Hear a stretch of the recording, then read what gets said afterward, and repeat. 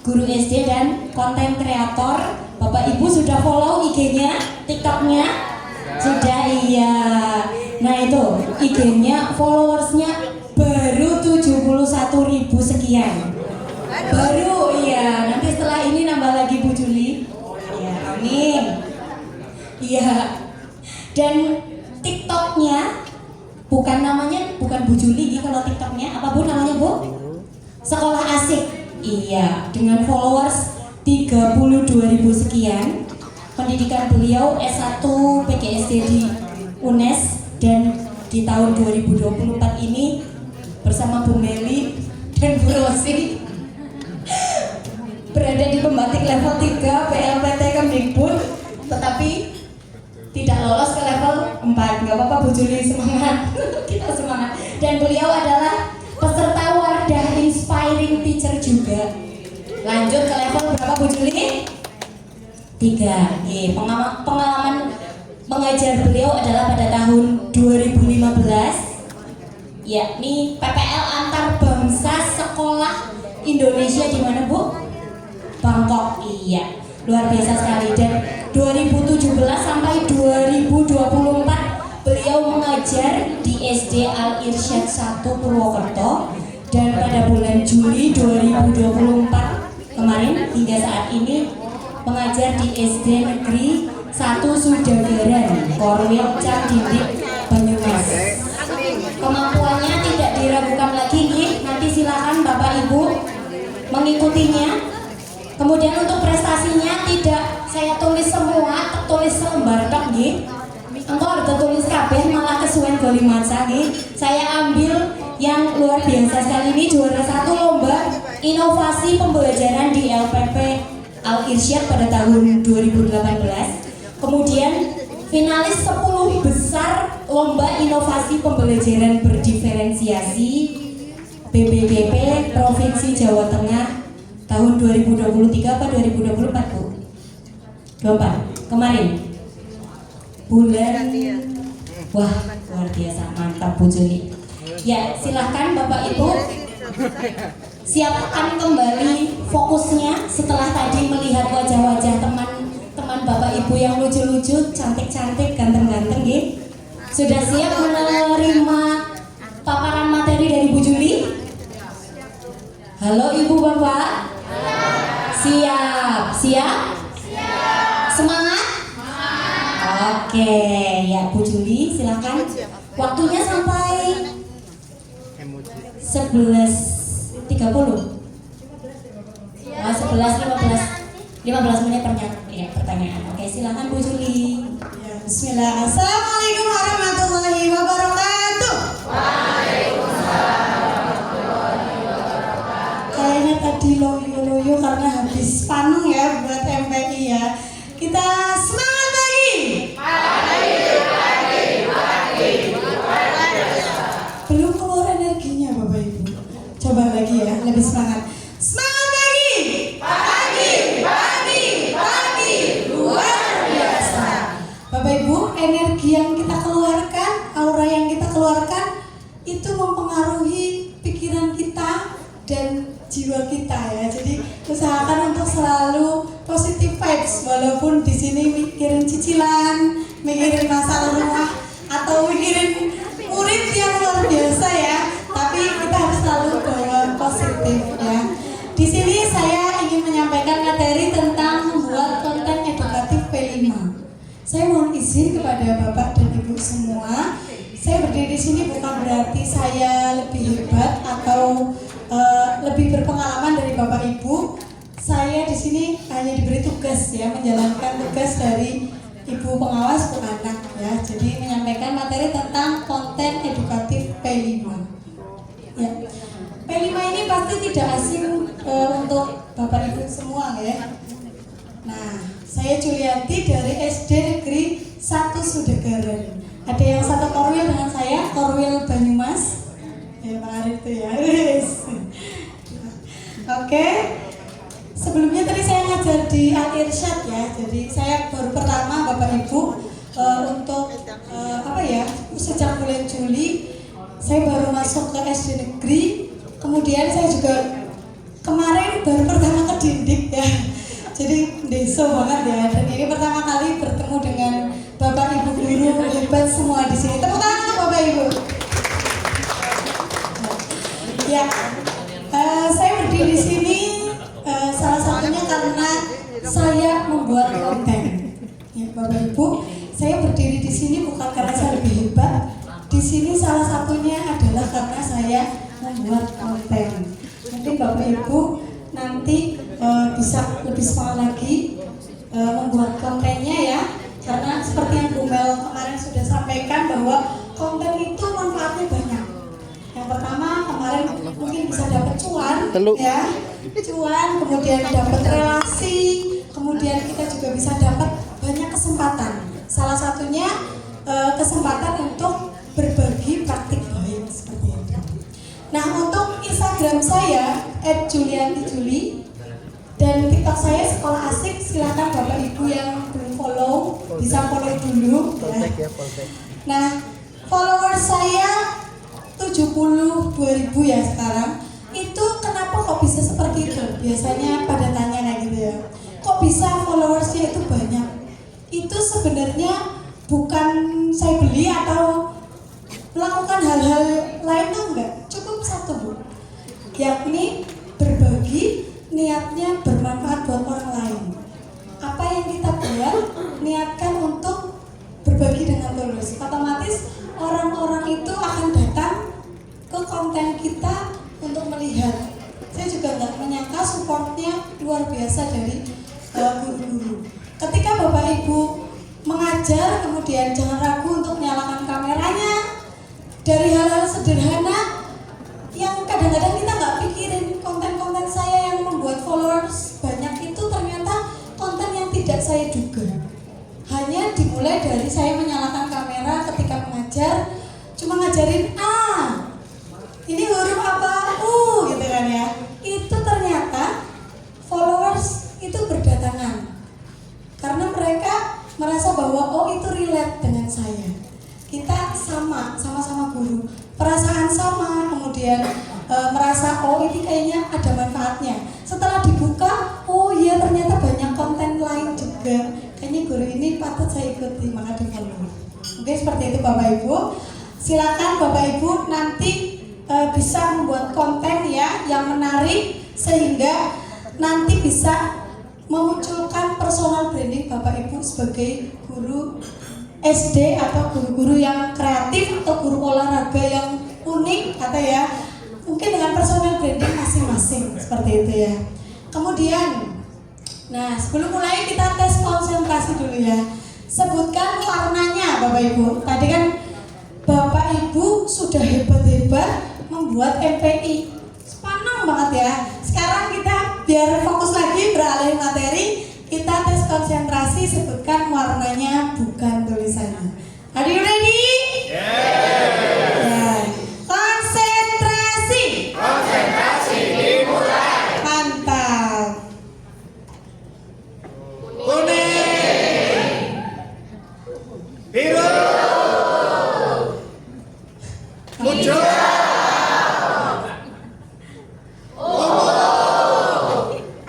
apa ya? Luar biasa nih, konsentrasinya menemani. hitam, Ini nih banyak, coba urut semuanya dari ujung.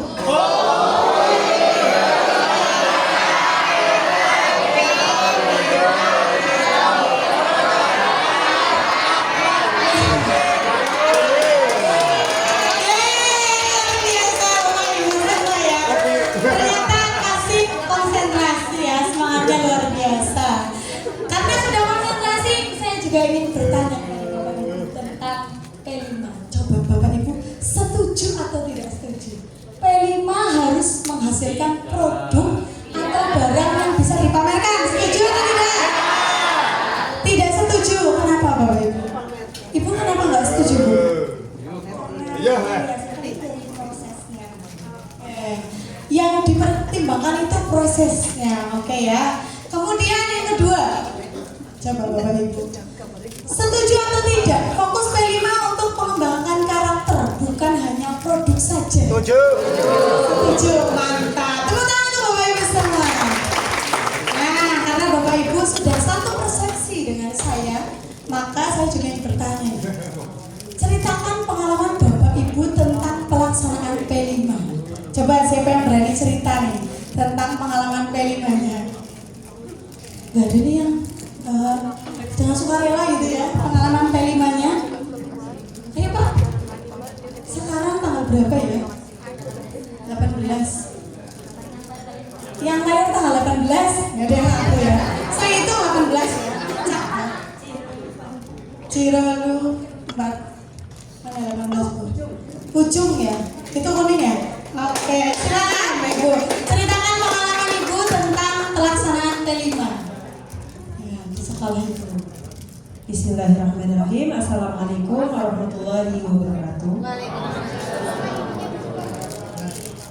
Ya, perkenalan ulang karena kemarin sudah kenalan nih. Saya Fatma Nuraini dari SD Negeri Cirebon. Kebetulan untuk P5 saya ini mengajar kelas 6 dan baru tahun ini berganti kurikulum ya, baru kurikulum merdeka. Jadi saya sebenarnya masih meraba-raba tentang P5 dan P5 yang saya laksanakan itu sudah saya share tadi pagi di grup karena saya kemarin mencoba untuk mendaftarkan diri di Jambore GTK Hebat 2024. Ini mungkin nanti bisa diperiksa nih. Laten itu karena saya awal masih meraba-raba, saya mencoba dengan kearifan lokal berkebun mengasihkan. Begitu yang saya integrasikan itu menjadi gerakan makan sayur bersama. Ini latar belakangnya karena di tahun sebelumnya anak-anak di SD yang saya ajar di kelas 6 sebelumnya itu sebagian besar tidak menyukai sayur. Jadi saya melaksanakan kegiatan P5. Ya awalnya saya kegiatan di kelas pemaparan tentang tema yang akan diambil. Kemudian saya juga membuat kesepakatan karena sudah sepakat dengan anak-anak yang akan dilaksanakan itu menanam tanaman sayuran. Saya membuat kesepakatan dengan anak-anak sayuran yang mereka sukai yang akan ditanam.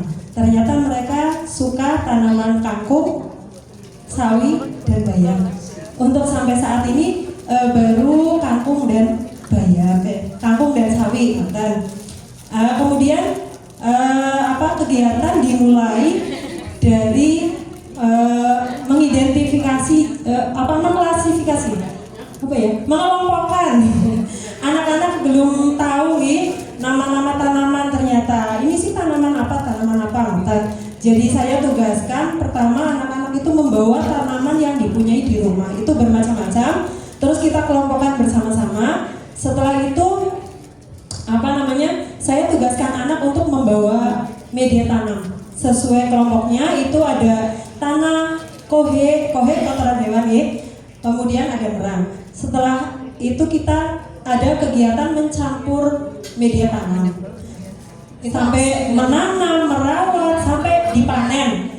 Nah, yang saya kembangkan di situ karakter mandiri dan gotong royong. Kemudian setelah selesai dipanen, itu kita ada pelibatan dengan wali murid. Jadi wali murid yang memasak hasil sayur itu, kemudian dimakan bersama-sama, ya murid sekelas. Itu saya namakan gerakan makan sayur bersama. Iya. Alhamdulillah ini sudah dilaksanakan 2 kali. Pertama panen kangkung yang saya masukkan di video, kemudian baru Rabu kemarin itu anak-anak menikmati hasil panennya, menikmati sayur sesi. Luar biasa. Terima kasih. Itu kegiatan P5 saya. Jadi baru awal, jadi saya ambil yang paling sederhana. Sudah mantap Bu. Terima kasih. Wassalamualaikum warahmatullahi wabarakatuh. Waalaikumsalam warahmatullahi wabarakatuh. Yang itu tadi salah satu pelaksanaan P5 ya di sekolah Bu Nuraini tadi ya, Fatma ya. Jadi saya percaya Bapak Ibu di sekolah Bapak Ibu semua pelaksanaan P5-nya sudah luar biasa ya. Tapi di sini Nah, P5 itu harus kita samakan persepsi ya. Karena yang terjadi di lapangan, keresahan-keresahan yang ada itu adalah, kalau saya lihat konten-konten P5 itu pasti banyak wali murid yang komen seperti ini. Bu, P5 ngabisin biaya. Bu, P5 tuh kenapa sih harus tampil-tampil, harus nyewa, padahal tujuannya apa gitu ya. Nah, itu banyak sekali keresahan-keresahan dari orang tua murid ya. Nah, itu makanya kita sebagai guru harus meluruskan kembali bahwa P5 itu adalah upaya untuk membentuk karakter siswa sesuai nilai-nilai Pancasila yang ada di dalam 7 profil pelajar. Iya ya, 7 profil pelajar Pancasila ya. 6 ya, maaf ya, atas konsentrasi ya. Jadi kita harus fokus ke sana, jangan fokus ke produknya. Ketika Bapak Ibu melaksanakan tujuan utamanya ini, otomatis akan menjadi lebih fleksibel seperti itu ya. Kemudian Bapak Ibu, ternyata ini nih miskonsepsi yang terjadi di sekolah-sekolah ya tentang P5. Nah, yang pertama, pelaksanaan P5 itu diintegrasikan dengan mapel, sehingga mungkin ada di sekolah-sekolah mana gitu ya yang guru-guru mapelnya sibuk mengintegrasikan mapelku nyambungnya apa ya dengan P5. Padahal sebenarnya kegiatan P5 itu kan kokurikuler yang tujuan akhirnya itu adalah profil pelajar Pancasila, bukan CP. Kalau mapel kan intrakurikuler, itu tujuan akhirnya memang CP. Tapi kalau P5 tujuan akhirnya adalah ini, profil pelajar Pancasila. Kemudian miskonsepsi yang kedua, kegiatan P5 jadi satu-satunya kegiatan untuk menumbuhkan profil pelajar Pancasila. Ini ada yang hilang ya, mohon maaf. Padahal untuk menumbuhkan profil pelajar Pancasila tidak hanya dilakukan di jam-jam P5. Untuk menumbuhkannya kita bisa melakukan di jam pelajaran. Contohnya di jam intrakurikuler kita mau menumbuhkan sikap bernalar kritis. Otomatis ketika pembelajaran kita tuh jangan langsung 5 tambah 5 10. Jangan. Agar tumbuh sikap bernalar kritis di dalam intrakurikuler ini, ketika kita mau ngajar bawa masalah dulu. Jadi otomatis siswa itu penasaran gimana itu ya, kok bisa 5 tambah 5 10 gitu ya. Mungkin bisa dengan masalah-masalah sederhana gitu ya. Kayak kemarin saya mengajar apa kemarin ya? Kelompok bilangan misalkan. Jadi suatu saat saya mengajar, saya membawa 10 bola. Ada 20 bola warna merah dan kuning. Merah dan kuning ini saya mau masukkan ke dalam box. Tapi yang mau dimasukkan ke box itu hanya 10, bukan 20. Nah, coba siswa itu berpikir ada berapa cara agar jadi 10 dengan kombinasi warna yang berbeda. Otomatis kan siswa akan berpikir, oh bisa jadi kuningnya 2, pinknya 8, bisa jadi 1 kuning 9 pink seperti itu. Itu di awal usahakan kita selalu munculkan masalah. Itu sehingga nanti siswa terbiasa untuk bernalar kritis. Nah, itu memunculkan profil pelajar Pancasila dalam intrakurikuler seperti itu. Kalau dalam ekstrakurikuler banyak ya Bu, misalkan kerjasama dan lain-lain bisa. Ya. Kemudian miskonsepsi yang ketiga, produk akhir harus berupa barang. Padahal tadi ya Bapak Ibu sih di sini nggak miskonsepsi ya, insya Allah sudah satu persepsi semua. Padahal produk akhirnya itu bisa berupa aksi, bisa berupa kampanye atau penampilan sesuai dengan tema yang dipilih oleh Bapak Ibu.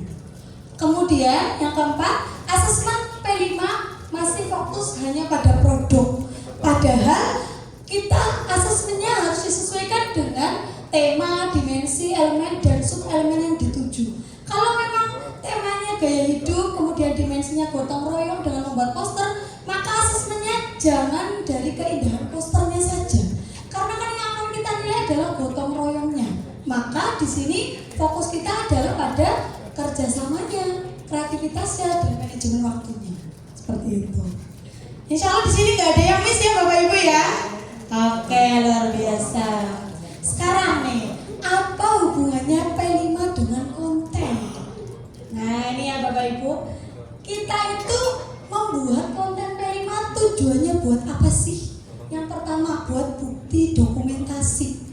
Kalau Bapak Ibu ngerjain PMM kan harus ada bukti dokumentasi, buat EKIN-nya, buat akreditasi sekolahnya. Kita butuh ini bukti dokumentasi.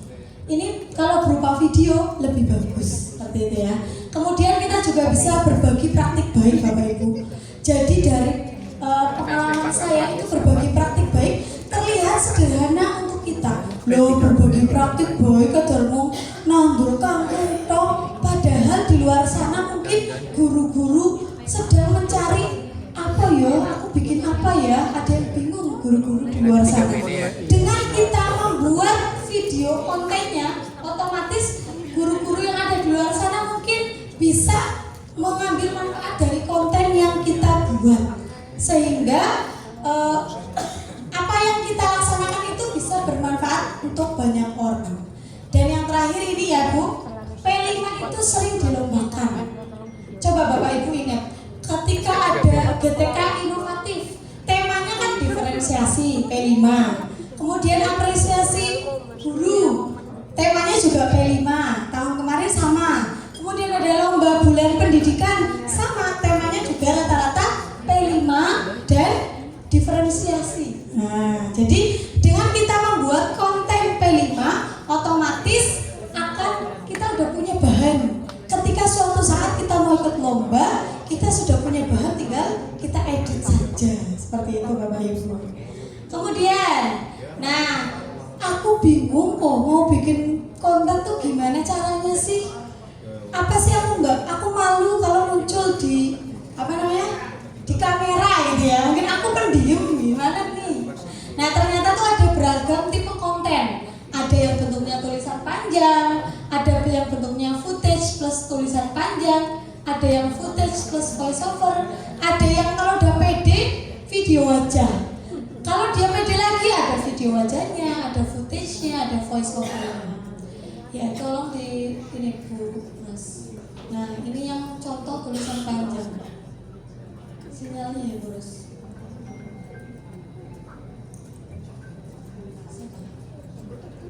Kalau Bapak Ibu sering lihat di Instagram, itu ada banyak itu ya, konten-konten yang dia itu menggunakannya hanya tulisan mudah gitu ya. Bapak Ibu cukup buat di Canva tulisan-tulisannya lalu diupload ke IG. Ini untuk Bapak Ibu yang senang membuat tulisan ya, atau copywriting. Sinyalnya ya.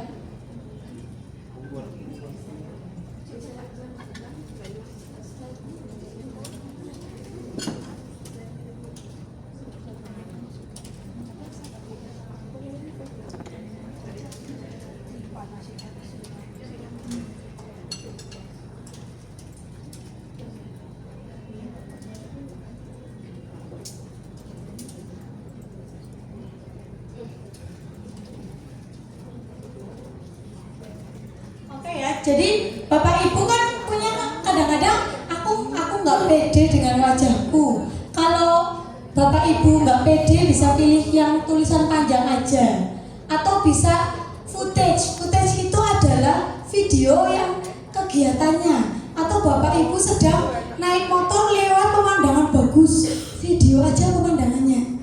Itu namanya footage. Itu kan kosong, tinggal Bapak Ibu kasih tulisan panjang. Ternyata P5 nggak sesusah itu ya. Nah, otomatis nanti buat lihat keterangan lebih lanjut cek caption. Nah, nanti Ibu captionnya jelasin tentang kemudahan P5 seperti itu. Kemudian footage plus voiceover. Bapak Ibu ngambil video anak-anak sedang melakukan P5. Misalkan anak-anak lagi tadi ya mencampur tanah dengan kotoran, dengan merang gitu ya, di video. Itu namanya footage. Lalu di situ Bapak Ibu tinggal tambahin voiceover, tambahin rekaman. Anak-anak sedang melakukan aksi pembuatan media tanam. Ini adalah salah satu langkah dalam aksi P5 seperti itu. Jadi tinggal cari footage-nya, tambahkan voice over atau rekaman suara Bapak Ibu semua. Kemudian yang keempat ada video wajah. Video wajah ini biasanya yang kayak bugalih ya. Buras sudah bisa Buras? Oh ya. Jadi video wajah ini untuk yang bisa storytelling dengan full wajah dari awal sampai akhir. Misalkan Bapak Ibu sudah pede, ternyata P5 itu cuma kayak gini doang. Ternyata nggak harus menghasilkan produk karena fokusnya pada karakter siswa. Udah cuma gitu doang. Full wajah kita dari awal sampai akhir. Gitu. Itu yang dinamakan konten dengan video wajah. Ada juga yang video wajah plus footage plus voice over. Ini misalkan buat awalan Bapak Ibu video wajahnya Bapak Ibu dulu untuk pertama. Ini kalau yang personal brandingnya udah kuat, pertama pasti video wajah. Kayak Bu Galih, mungkin udah ada yang follow Bu Galih, Galih Sulistianingrat ya. Itu kan personal brandingnya kuat banget. Atau Bu Mel. Siapa sih yang nggak kenal Bu Mel di Banyumas gitu ya? Kan kenal semua ya. Maka Bu Mel kalau buat konten pertama wajahnya Bu Mel dulu. Kalau udah ada wajahnya Bu Mel, nanti orang akan berlomba-lomba buat ngeklik kayak gitu kan. Dari situ Bu Mel misalkan matur, oh ternyata sesimpel ini buat P5, tambahin di sini footage anak-anak yang sedang membuat proyek P5, tambahin rekaman suaranya. Ini yang kayak gini biasanya lengkap banget ya. Saya kadang-kadang bikin ini, kadang-kadang bikin ini, kadang-kadang ini. Tapi saya belum bisa yang ini, tulisan panjang. Kenapa? Karena kelemahan saya adalah di copywriting. Copywriting itu membuat tulisan-tulisan ya, tulisan-tulisan yang panjang, kemudian bermakna kayak gitu ya. Kalau saya kan bisanya ngomong, tapi kalau ditulisin saya malah bundet gitu ya. Tapi kan ada bapak ibu yang memang suka menulis. Nah, untuk bapak-bapak, ibu-ibu yang suka menulis bisa memaksimalkan di yang tadi, yang konten yang hanya berupa tulisan-tulisan saja. Ini ya, Bos.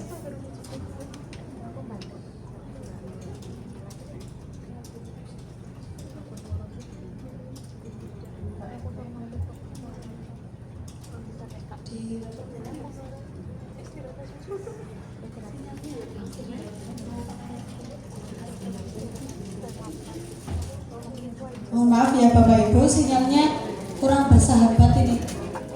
Jadi kalau Bapak Ibu biasanya bikin kontennya apa nih Bapak Ibu? Apa hanya siswa gitu? Terus kasih tulisan. Nah ini saya kasih tips penting Bapak Ibu.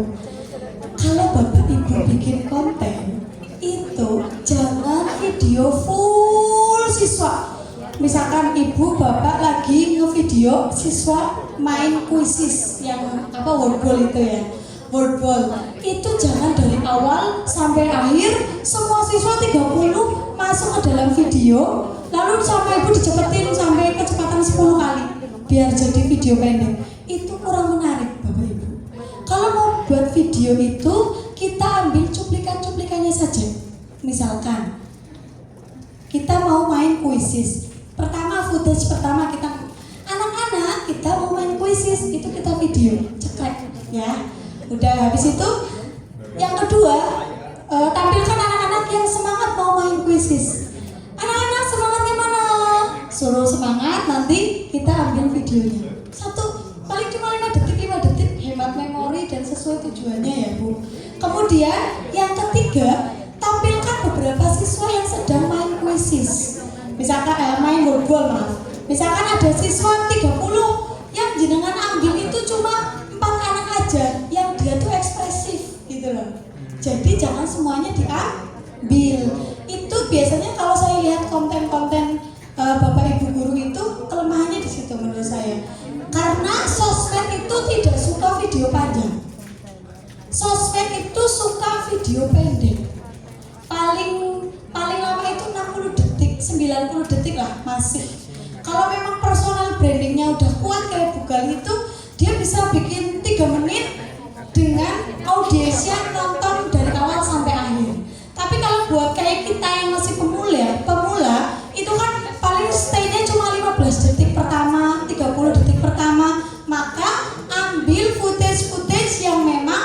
dia itu sesuai dengan kebutuhan gitu ya. Nah ini contoh yang tadi Bu Ros udah bisa ya. Jadi tinggal kita pintar-pintar untuk ngambil footage-nya ya Bapak Ibu. Saya percaya Bapak Ibu pasti sudah bisa semua. Nah ini nih, ini yang contoh yang menggunakan tulisan saja. Ini Instagramnya Jangan Jadi Guru. Nih lihat, ini P5 atau novel prakarya, sama-sama produk. Kalau kita lihat itu cuma tulisan, ya Bapak Ibu. Membuatnya mudah atau tidak? Mudah, cuma bikin di Canva, terus di convert gambar, tinggal di-upload, jadi deh, gitu kan? Jadi kita nggak harus ada wajahnya di situ. Oh iya, captionnya kalau bingung mikir bisa pakai AI, ya kan? Gampang ya Bapak Ibu. Nah kalau Bapak Ibu perhatikan tadi yang Jangan Jadi Guru itu, dia kontennya semuanya cuma tulisan, nggak ada yang konten wajah di Instagram yang Jangan Jadi Guru tadi. Coba diklik Bu Ros, profilnya Jangan Jadi Guru itu. Nih, dia sudah muncul personal branding guru membuat, nah tuh banyak kan tulisan, ya kan? Banyak sekali yang isinya tuh cuma tulisan. Oke, hal-hal sederhana ditulisin, tapi dia konsisten. Konsistennya membuatnya kayak gini. Jadi, oh ternyata cuma dengan caption-captionnya gini doang bisa memunculkan banyak viewers gitu ya, dan banyak apa namanya followers gitu. Oke, next Bu. Slide selanjutnya aja Bu.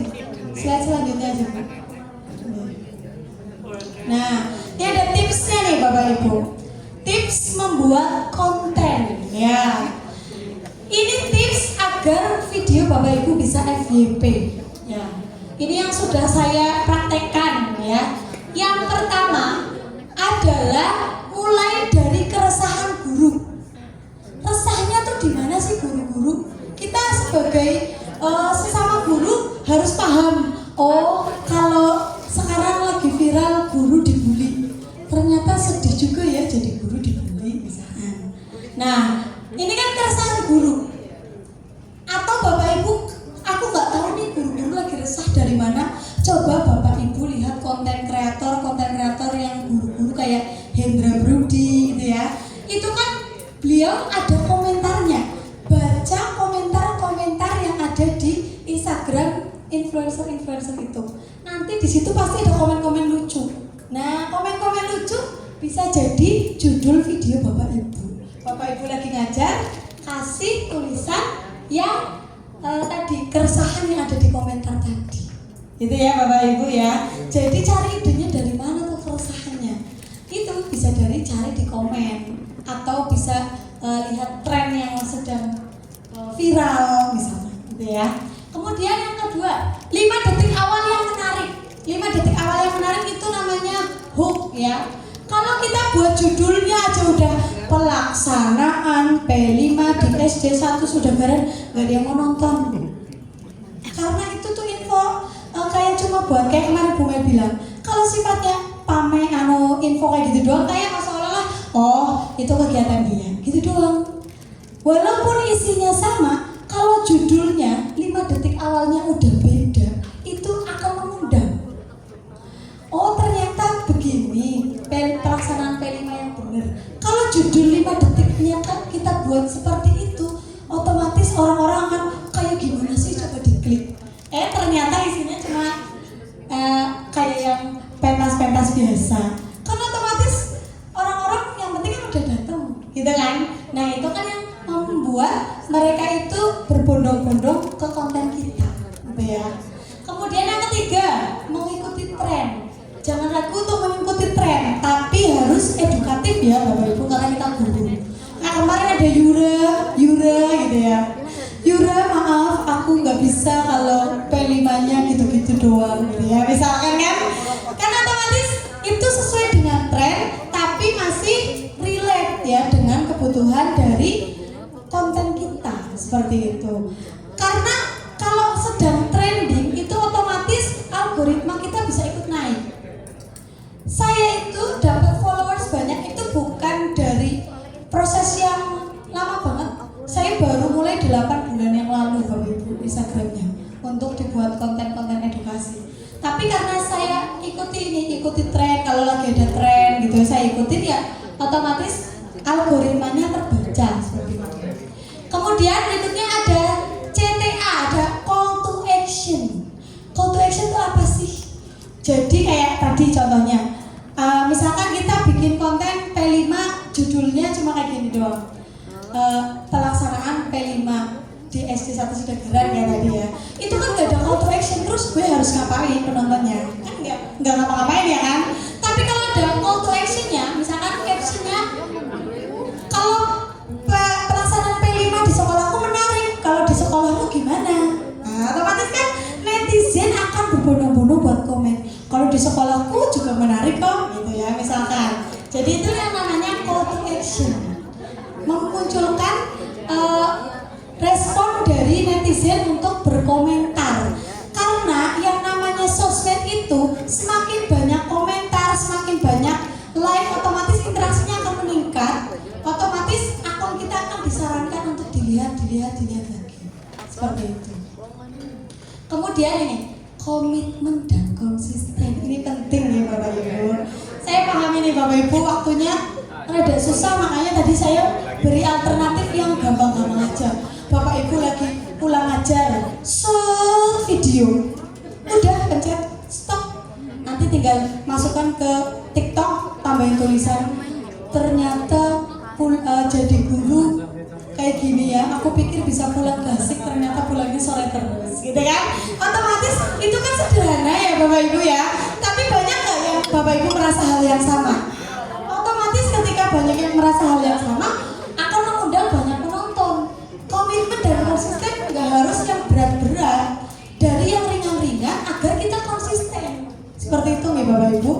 Kalau Bapak Ibu udah follow Hendra Brudi, tahu Hendra Brudi ya? Siapa sih guru yang gak kenal Hendra Brudi?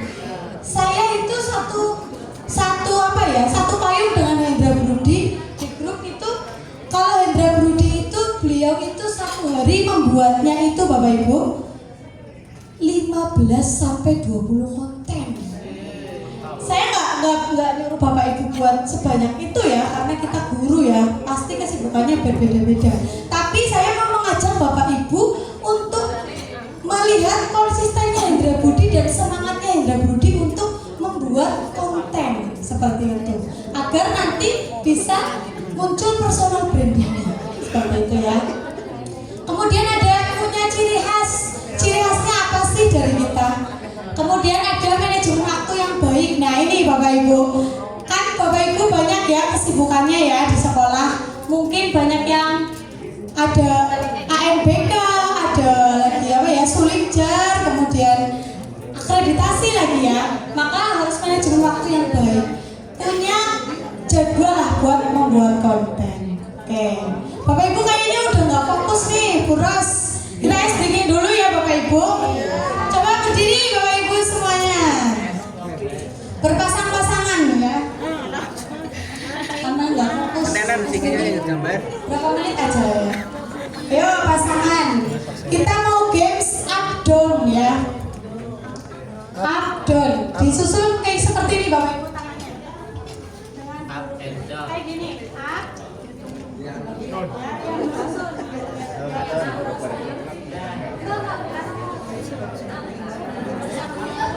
Ya, nanti ikuti instruksi saya. Kalau up berarti harus naik gitu ya tangannya ya. Nah kayak gitu ya, disusun Bapak Ibu berpasangan. Oke.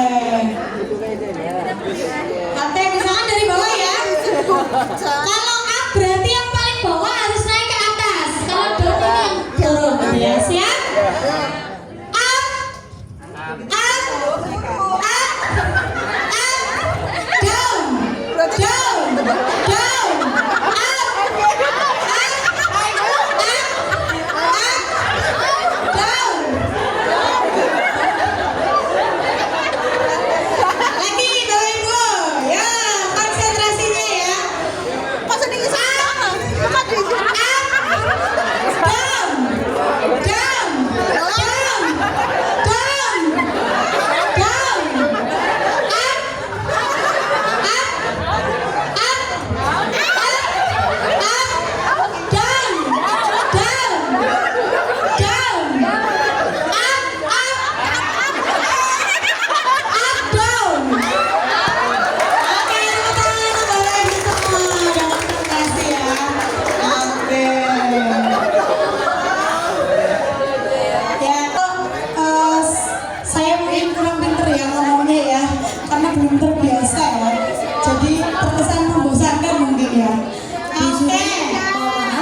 Waktunya 7 menit lagi ya Bu. Oh, Jadi iya. bisa streaming. Oke.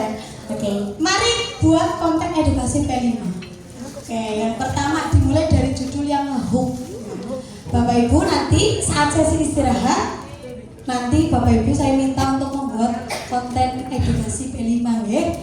Nah, dimulai dari judul yang ngehook. Nah, contohnya nih, ini contoh judul yang nanti Bapak Ibu bisa buat. P5 ngabisin banyak biaya, gimana dong? P5 nggak harus menghasilkan produk, emang boleh. Ternyata cukup 1 kali bikin modul ajar P5 loh dalam 1 semester. Bikin modul ajar P5 cuma 1 menit langsung jadi. Nah, salah kaprah, ternyata P5 yang benar kayak gini. Nah, ini kan judul-judul kayak gini, ini ngehook ya Bapak Ibu. Jadi audiens akan tertantang untuk membuka konten Bapak Ibu. Kalau ini 1 menit langsung jadi, mungkin 5 menit lah ya Bapak Ibu. Ini kan cuma apa ya? Namanya juga judul ya, clickbait ya cara ketika YouTube-nya. 1 menitnya ini nanti pakai AI. Nanti diajarin sama Bu Ana ya untuk 1 menitnya ini. Kemudian, nah ide konten P5. Nah ide konten P5 itu bisa tutorial membuat modul P5 yang pakai AI. Kemudian ada miskonsepsi P5 yang tadi saya sudah jelaskan. Itu miskonsepsi itu setahu saya sejauh ini konten-konten P5 itu yang banyak viral itu ini miskonsepsi P5. Karena memang memunculkan pro dan kontra. Konten yang bisa viral itu biasanya pro kontra ya. Kemudian mungkin ada di fase-fasenya. Kalau misalkan ibu punya apa itu namanya footage yang fase pengenalan, dibuat yang fase pengenalan, fase kontekstualisasi, fase aksi atau gelar karya. Ini Bapak Ibu pilih. Misalkan pilih yang fase pengenalan saja. Coba diklik Bu Ros kalau yang fase pengenalan. Ini contoh yang fase pengenalan.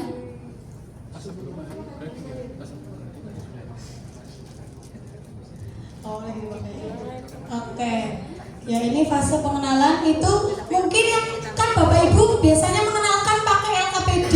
Nah, ini kalau saya kayak gini. Ini kan masuk fase pengenalan jenis sampah sebelum akhirnya nanti mengolah sampah. Ini kan hanya satu fase saja, bagian dari pengenalan. Saya buat konten LKPD-nya. Nah, LKPD-nya cuma kayak gini doang Bapak Ibu, nggak susah kan ya? Cuma bikin LKPD terus kita ngenalin ke anak-anak tentang jenis sampah, lalu kita buat kontennya. Nah, ini ada tutorialnya. Kalau tutorialnya gini tinggal rekam layar aja. Gitu nih Bapak Ibu, itu fase pengenalan. Lanjut Bu Ros, atau Bapak Ibu bisa masuk di kontekstualisasi. Nah, kontekstualisasi ini yang biasanya masih pada bingung. Kontekstualisasi itu kan dari abstrak kemudian ke masalah yang ada di lingkungannya. Nah, fase kontekstualisasi contohnya kayak gini. Ini sinyalnya. Tahap kontekstualisasi bahaya rokok ya. Jadi ini P5-nya tentang ini ya, bangunlah jiwa raga. Pada tahap kontekstualisasi, murid di dalam kelompok mencari berita di media cetak yang terkait dengan bahaya rokok, miras, dan narkoba. Mereka menuliskan informasi berita dan menjawab lembar kerja yang diberi.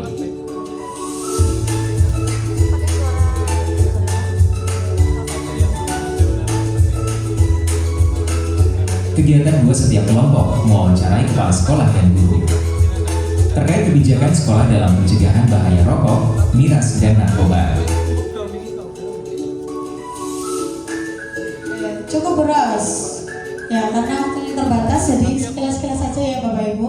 Jadi ini contoh kontekstualisasi, atau Bapak Ibu bisa di tahap aksinya. Aksinya kayak tadi Bu itu cerita ya, yang lagi nanamnya, yang lagi apanya prakteknya gitu ya, itu bisa ngambil di slide itunya saja. Jadi nggak harus full dari awal sampai akhir.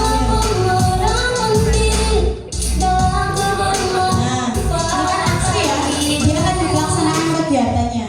Nah, ini dia mulai memilahnya dan nanti manusia nggak harus semua anak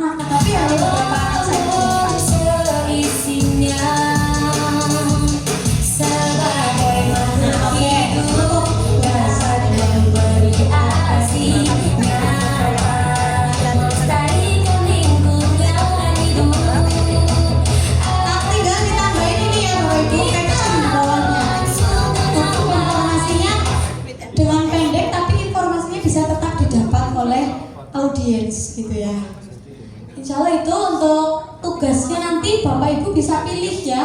Mau tentang tadi ya, judul-judul tadi yang ngomong itu nanti Bapak Ibu buat konten edukasinya. Mau Bapak Ibu punya footage yang ada di sekolah, Bapak Ibu juga boleh. Atau pas gelar karyanya Bapak Ibu masih punya dokumentasi juga boleh. Nah ini yang untuk lengkap dari awal sampai akhir ini biasanya untuk tujuan lomba. Kalau untuk tujuan lomba harus dari awal sampai akhir ya Bapak Ibu. Oke. Nah ini membuat konten tutorial dengan rekam layar. Ini nanti kan kita diajarin sama Bu Ana untuk membuat konten rekam layar ya. Membuat konten tutorial, membuat modul ajar P5.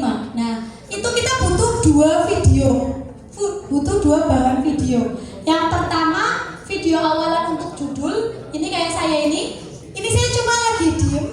Kadang-kadang itu Bapak Ibu kalau saya merasa udah rapi ya Bapak Ibu ya, mau berangkat sekolah udah rapi kok masih ada waktu, saya tuh bikin video polosan dulu, cuma pegang laptop cuma gini doang. Jadi suatu saat saya butuh footage itu, saya tinggal pakai gitu ya. Nah kemudian rekam layar disertai penjelasan. Ini tolong diklik tugas ya. Kalau Bapak Ibu, kalau Ibu lagi merasa cantik ya misalnya ya, kan pengen bikin video tapi tetap bermanfaat gitu ya. Nah Bapak Ibu bisa gunakan itu untuk footage konten ya. Nah ini buat RPP Canva AI 1 menit jadi. Nah itu kan tadi gambarnya nggak berkaitan dengan ini ya, tapi itu judul yang ngehok ya. Ini pilih dokumen, pilih tulisan ajaib, kemudian ketikkan promptnya ya, ketik kata kunci atau promptnya yang ingin dibuat, buat sedetail mungkin, lalu klik buat. Nah tunggu beberapa saat, tuh RPP-nya sudah jadi. Videonya singkat, mudah, dan FYP ya. Jadi ini berawal dari keisengan ibu-ibu yang berasa cantik gitu ya. Kadang-kadang kan ibu-ibu kan suka ya Bu, kalau lagi cantik tuh ngaca nggak Bu? Pasti bikin selfie gitu ya. Saya waktu itu lagi berasa kok aku rapi ya gitu. Terus bikin footage itu. Nah jadi Bapak Ibu kuncinya itu jangan ragu untuk menyalakan kamera gitu ya. Oke. Sudah Bu Ros? Oke, insya Allah materi saya singkat, padat, tapi mudah dimengerti apa enggak saya nggak paham ya. Bapak Ibu sudah cukup paham ya dengan konten ini ya. Kemarin sudah dibahas tuntas oleh Bu Mel. Nah jadi ini kan Bapak Ibu sekarang saatnya untuk istirahat. Nah istirahatnya kan dimulai dari sekarang ya Bapak Ibu, 11:17.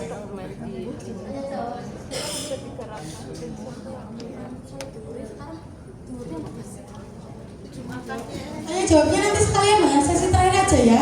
Kemarin kan dengan Bu Tuti juga belum dengan ya.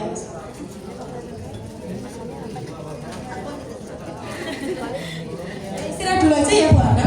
Oke, istirahat dulu karena makan siang sudah tersedia. Jadi monggo untuk istirahat terlebih dahulu. Kenapa? Oh belum ditutup ya? Oke, monggo ditutup dulu. Ya. Intinya Bapak Ibu istirahat ini saya minta Bapak Ibu oh la la la oh lili Bu jawabnya. Oh la la la oh lili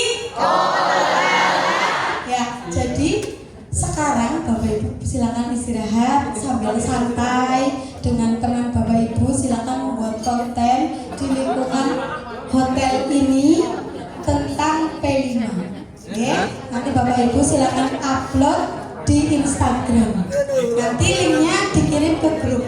Oke Bapak Ibu siap membuat konten. Nah kita praktekkan ilmu yang sudah didapat dari kemarin dengan Bu Mel dan hari ini. Oke Bapak Ibu siap ya. Ada yang ingin ditanyakan tentang tugasnya selama istirahat? Sendiri ya. Oke. Boleh kerjasama dengan temannya ya, ini dikontenin gitu ya, bekerja sama gitu lah ya, boleh. Atau mau berkelompok Bapak Ibu berapa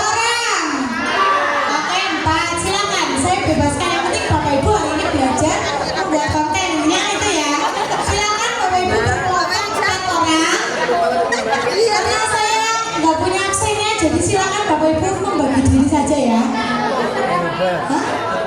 Oh, satu korwil ya? Ada ya? Oke, per korwil ya. Yang korwilnya nggak datang semua berarti seadanya.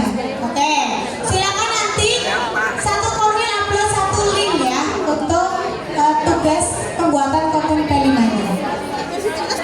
Ya, siap Bapak Ibu, siap? Oke, terima kasih. Ya, terima kasih Bapak Ibu untuk atensinya. Mohon maaf bila banyak salah dan kalau ada kekeliruan dari saya.